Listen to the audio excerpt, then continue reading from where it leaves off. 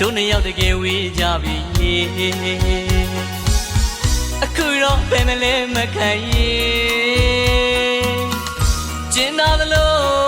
မင်းအပြုံးနေမင်းလို့မရနိုင်ချစ်လို့ပါခိုင်းဟိုရင်လိုပဲချစ်တယ်ဟိုအရင်လိုပဲလွမ်းနေ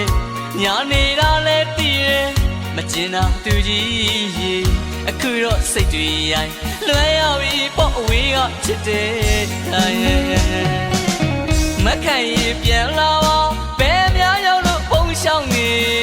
မကျင်နာနိုင်လေရပါတယ်ခိုင်းအစ်စ်လူရှင်ငွေချောင်းမှာရှိနေမလားသစ္စာဆိုတဲ့စကားမေးနေပြီလားဖြစ်ခဲ့တဲ့တန်ရောစင်မင်းကမှနာမလဲနိုင်တာတကယ်ကို